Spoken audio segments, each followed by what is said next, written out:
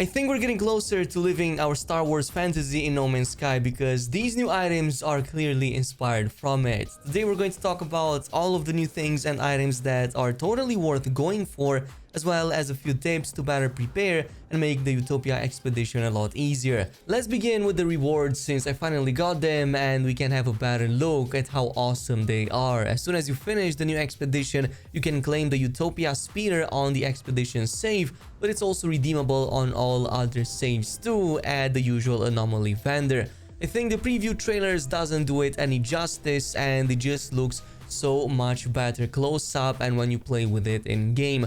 I'm highly impressed by the level of detail Hello Games put into this, from the front and side blasters, the awesome wing sides, and especially the unique looking back with the various engine exhausts. You should totally give it the red engine trail too, since this will work so well with a Star Wars Inquisitor kind of look that, by the way, I also went with. And speaking of Inquisitor looks, the new visor looks freaking awesome, definitely inspired by that, and I finally fulfilled my dream of playing as a Sith Lord, I guess, in No Man's Sky. Seriously, this thing looks awesome with the black and red scheme, but you can also go with the white and red, which equally looks just as well. And you can totally complete the Stormtrooper look that's already achievable in game in case you maybe want to play with a friend. You also get the robot companion, which comes as an egg for some reason, so it's a companion that requires batteries to eat and a bit of love. But no, you cannot alter the egg's genes as all of its traits are already inherited, like pretty much all other companions that came from expeditions before. Now let's make it easier to get these items because the Utopia expedition comes with a few unique mechanics, with the most important one being the fact that it doesn't let you craft anything outside of your player base. So to play around this mechanic right from the very start, you need to plan and remember to do all the necessary crafting, be it for the ship repairs, upgrades, or everything else in between while at your base. It doesn't matter if it's the one that you built personally or if it belongs to a different player. The only exception to this rule is the portable refiner that you get as a tech upgrade after building the first base at the starting planet, so make sure that you don't delete that, but everything else is restricted. Another thing to remember is that you'll need around 4 or 5 base computers on each of the 4 remaining phases and planets, which all roughly require around 200 chromatic metal as well as 500 purified ferrite. That's why the first thing I suggest doing after this is, when you find your first copper deposit, especially on the first planet, is to go ahead and mine it right away.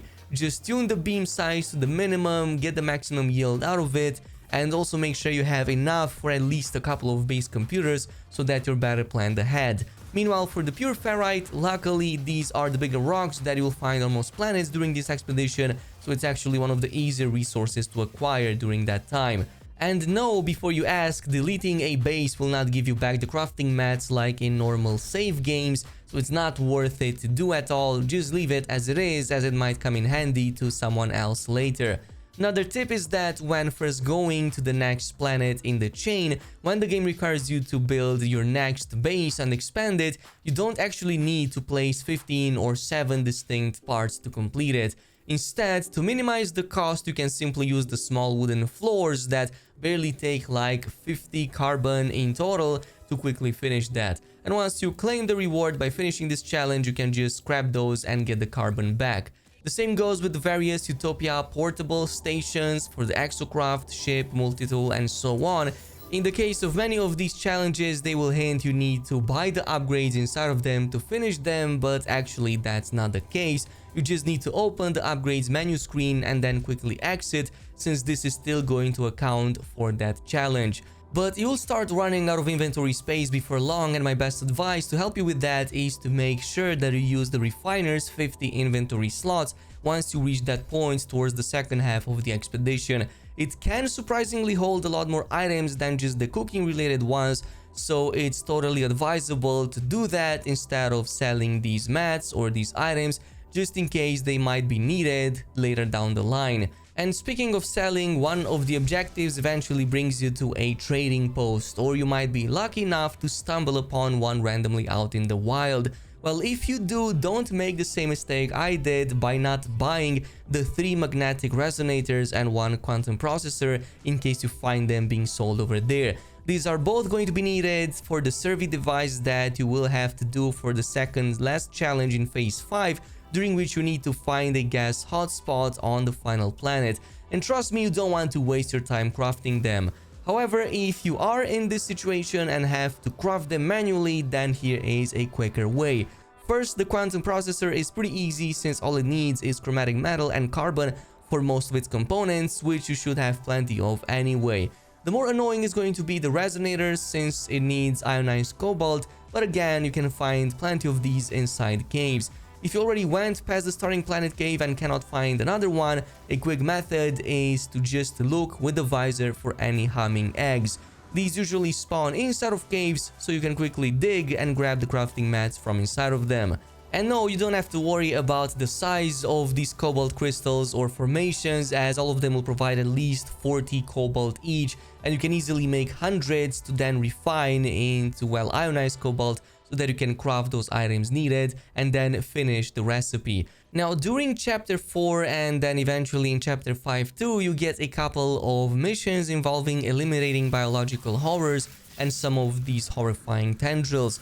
For the horrors towards which the game will guide you automatically anyway when selecting this challenge, make sure that on top of defeating the 10 needed ones for the completion, you also grab at least a handful of their eggs. These are going to be needed for a crafting recipe during the same phase, but for a different challenge, and you definitely don't want to come back or to find another one. Similarly, for the tendrils on the 4th planet, the same cooking challenge requires having only 3 flash ropes from them, but I suggest going for 8 of these sandworms and defeating them, since it also counts for the parasites challenge toward the end of chapter 4. This will of course ensure that you can hit 2 birds with 1 stone and not have to backtrack your way to all of these locations, which can be a big pain in the butt. By the way, quick tip for navigation, since a couple of planets have some of these really huge mountain ranges to go over, if you tame some of these larger beast creatures and ride them, they can actually go over the abrupt peaks a lot faster than you can, even compared to an upgraded jetpack. The animation is a bit glitchy, but it makes up for that by totally working much faster, and you can climb them in no time. But yeah, outside of that, this is a pretty easy to complete expedition, definitely one on the shorter side, and you still have around 6 weeks to fully complete it. Plus, you don't have to worry about your fleet size, since that has also been increased in the new update from 9 to 12, so you can just add it on top of the ones that you already have. But this is pretty much it. Let me know down below if you have any other tips to make the Utopia expedition faster. In the meantime, thanks so much for watching, and I'll see you guys in the next video.